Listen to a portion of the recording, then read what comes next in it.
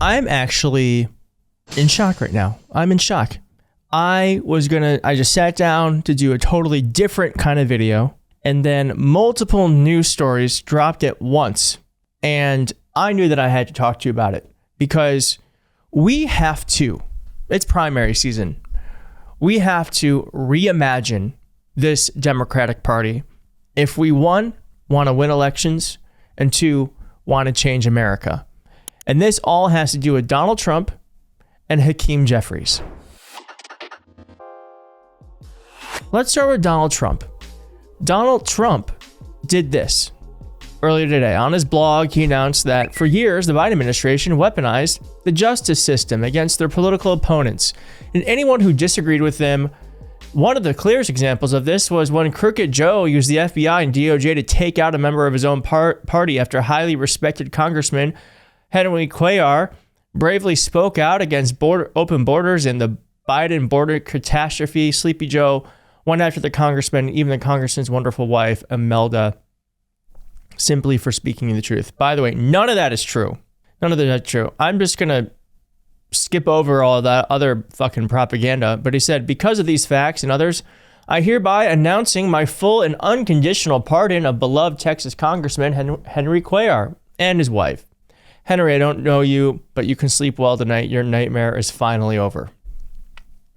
Okay, let's just talk about a little bit about what Henry actually has been accused of doing. Now, there was supposed to be a trial in April of 2026. I guess we just don't do fucking trials anymore. Bad people who do bad things in this current moment in America just don't get consequences if Donald Trump likes you. Okay? What's even more upsetting isn't even what this man did. It's our party's response, the Democratic response. But first, let's just look at this. This is what this man did. Federal prosecutors allege that Cuellar and his wife accepted approximately $600,000 in bribes in exchange for using his position in Congress to influence U.S. policy and legislation. Prosecutors allege that Cuellar took money from Azerbaijan's state-owned oil and gas company. The payments were reportedly disguised as consulting fees for his wife, paid through shell companies, what he allegedly did in return. He attempted to influence U.S. foreign policy to favor Azerbaijan, inserted specific language into legislative committee reports that benefited Azerbaijan interests. He advocated for Azerbaijan. So you get it. He got $600,000 from a country given to his wife for consulting. What would a congressman, why should a U.S. congressman be consulting with a state-owned company? Regardless, that was caught. There was also a Mexican bank scheme where Cuellar was accused of taking bribes from a commercial bank headquartered in Mexico City. These payments were also allegedly funneled through sham contracts to his wife.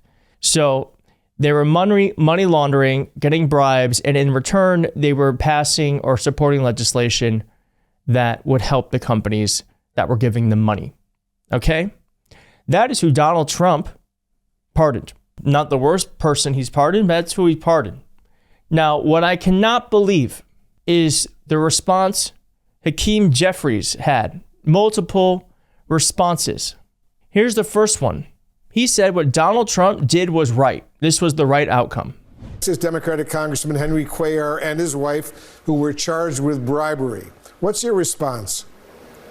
Well, Congressman Cuellar is a beloved member of the House of Representatives, loved in his community, particularly in Laredo. I've had the opportunity to spend time with him down in Laredo in South Texas. I look forward to that moving forward. Listen, the reality is this indictment was very thin to begin with, in my view. The charges were eventually going to be dismissed, if not at the trial court level by the Supreme Court, as they've repeatedly done in instances just like this. So just to follow up on that, do you agree with the president's pardon here? Do you think that was a good thing then? I don't know why the president decided to do this. I think the outcome was exactly the right outcome. Well, insane. If it is true that these are, as he says, very thin charges, then let it go through the system of justice that we have in this country instead of a president who rules by fiat. This is not the way to hand out justice to people. The only reason why he did this was because Donald Trump saw him as an ally in Texas, and he's hoping he can get political favor. That's not even the worst part. Hakeem Jeffries was also asked if he was worried if Donald Trump was going to try to get him to become a Republican. You had any conversations with the congressman about him potentially switching to the Republican Party? I think Congressman Cuellar is a highly valued member of the House Democratic Caucus, and I expect that he'll continue to remain a highly valued member of the House Democratic Caucus. So someone accused by Biden's Justice Department of $600,000 in bribes to then allegedly change their position on laws and regulations in this company is a valued member of the Democratic Caucus. I actually, when I heard that, I could not believe I just need to check in with all of you. Am I losing my mind? Am I losing my mind? Why would Democratic leadership decide to back a Trump pardon? Why would Democratic leadership decide to back someone with all of these accusations? Now, certainly, if he's innocent, then he should prove it in court. And we will never know, because that was taken away from us. His ability to actually clear himself of these charges, and our ability to actually know what really happened. Because if there isn't a trial, we won't know. We won't know. Now it's his word against the government's. No trial, no evidence. Absolutely absurd. And I just got to point out too, that Hakeem Jeffries spent all summer into the fall, begrudgingly eventually, getting to endorse Zohran Mamdani. Hakeem Jeffries has no problem backing this or Trump's unlawful, I guess they're not unlawful, but Trump's immoral actions. But he can't back a rising Democratic star.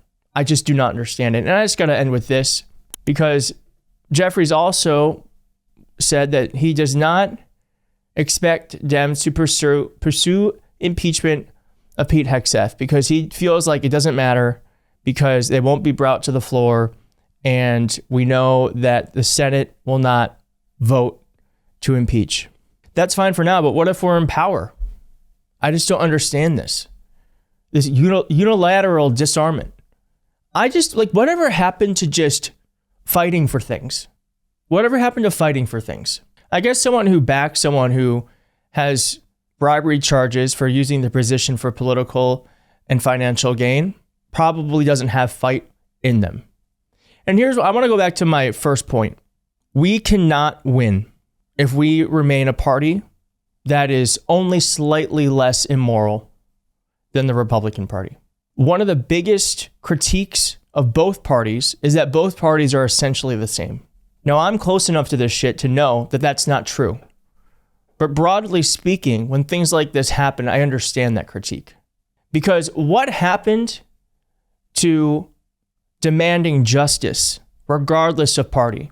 What happened to letting things play out, regardless of party? What happened to defending people in our party who win, rather than siding with the Republicans and their baseless attacks?